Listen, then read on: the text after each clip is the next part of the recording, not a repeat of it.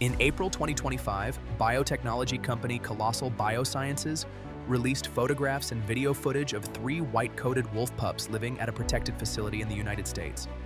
The company described the animals as part of a dire wolf de-extinction project, and the announcement generated more coverage than almost any science story in recent memory.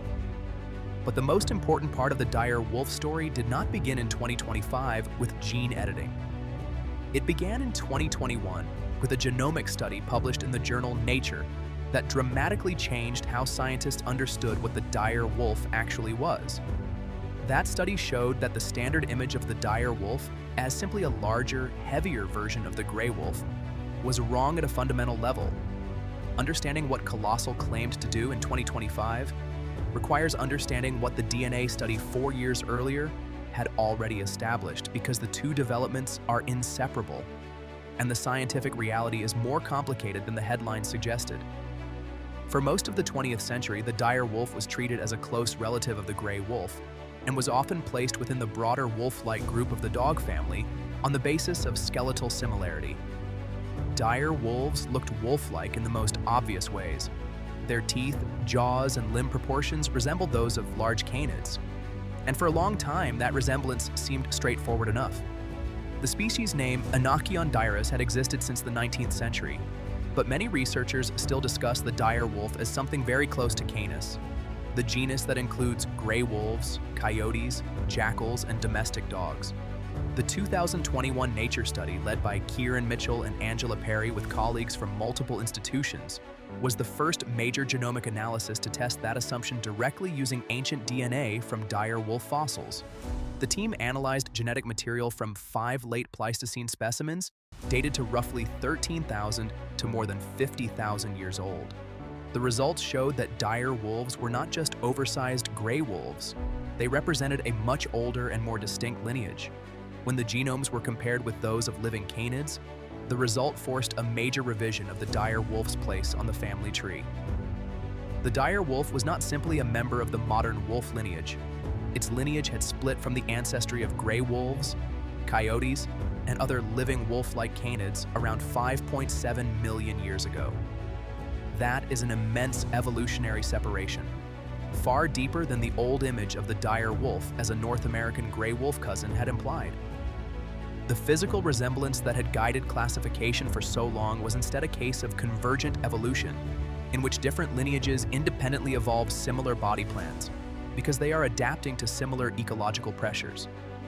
In other words, dire wolves looked wolf-like not because they were close gray wolf relatives, but because a wolf-like form was effective for the role they occupied. The study also supported treating the dire wolf as part of a separate genus, Anocian, rather than leaving it within Canis.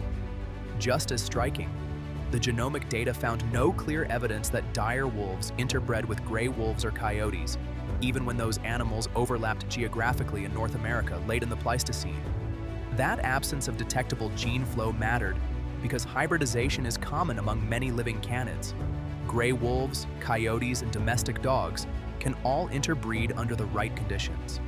The dire wolf appears to have remained genetically isolated instead, which reinforced the conclusion that it was not just a regional variant of a familiar wolf, but the last known member of a deeply separate lineage.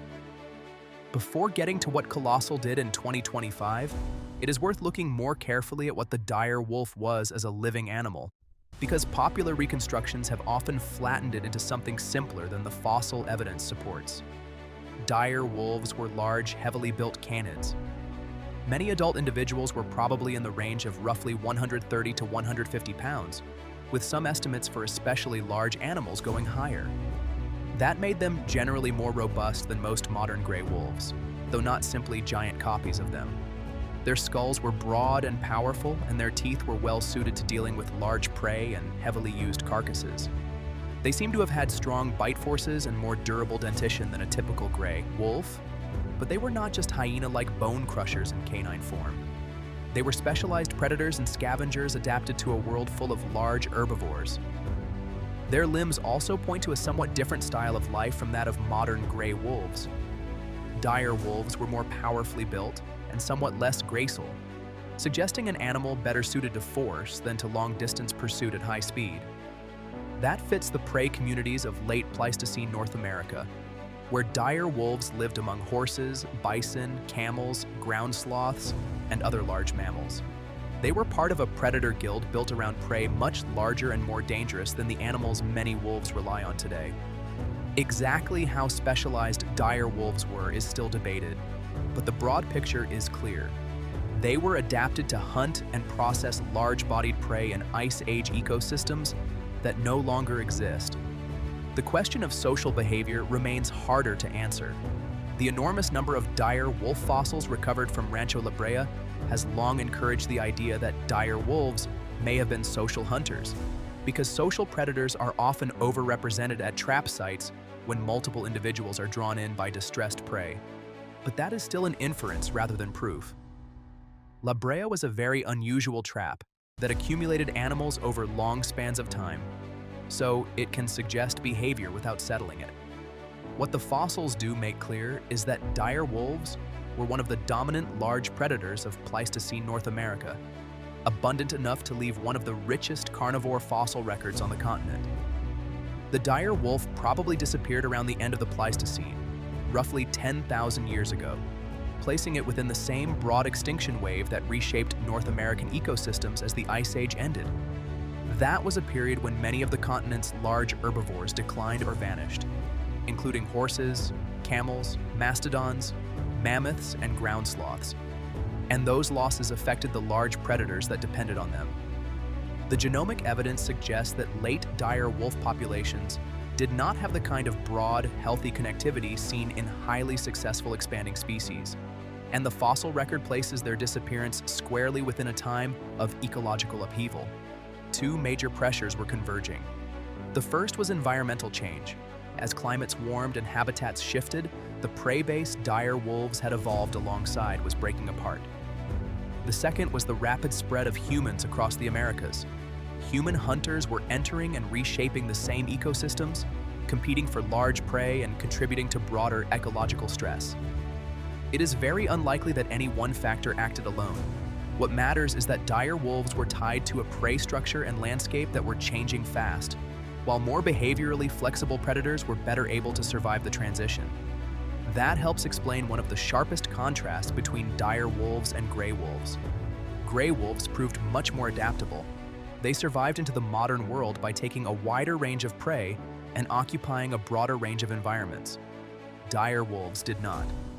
The 2021 genomic study also found no evidence that dire wolf ancestry survived in living wolves, coyotes, or dogs. As far as current evidence shows, when the dire wolf disappeared, its lineage disappeared with it.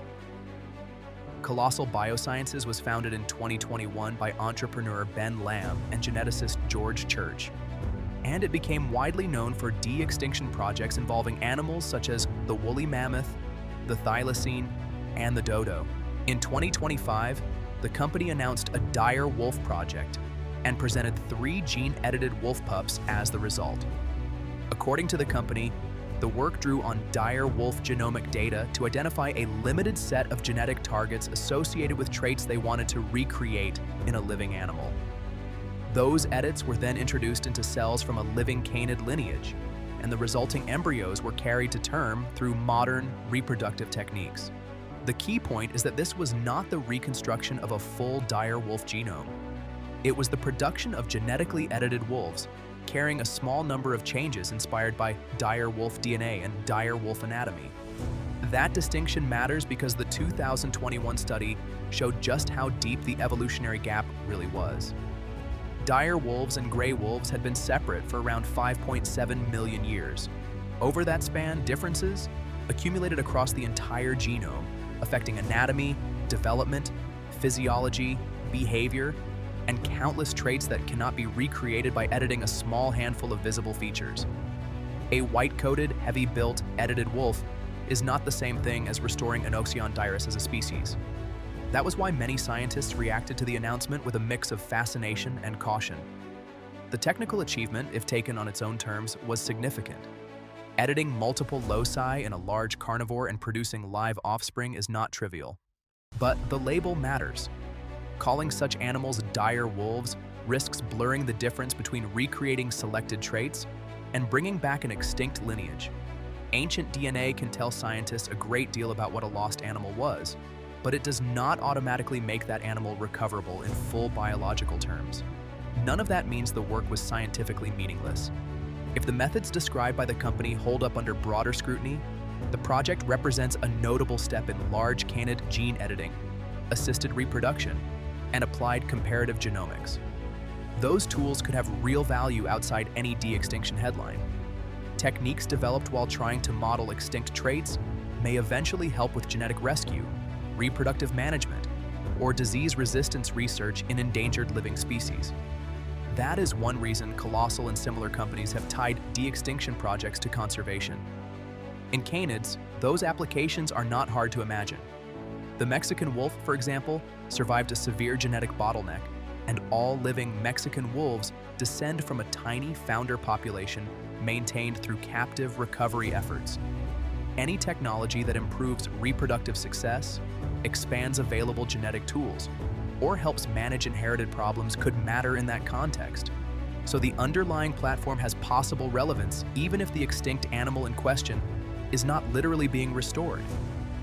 The harder question is what the public is being told has happened.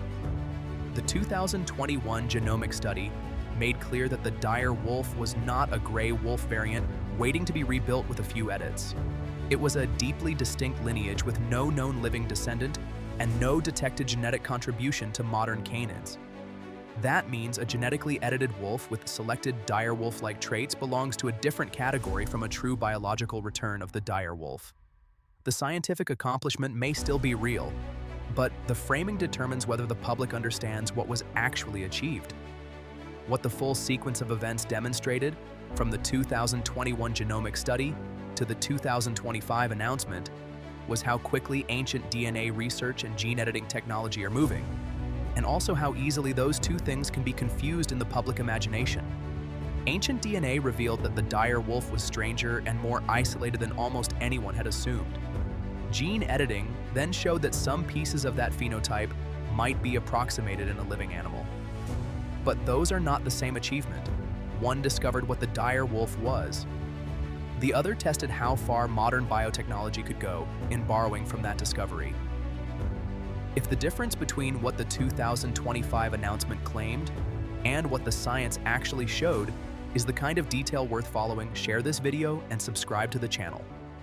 Ancient DNA research is producing findings at a pace that the coverage rarely keeps up with, and that gap is where the most interesting material tends to live.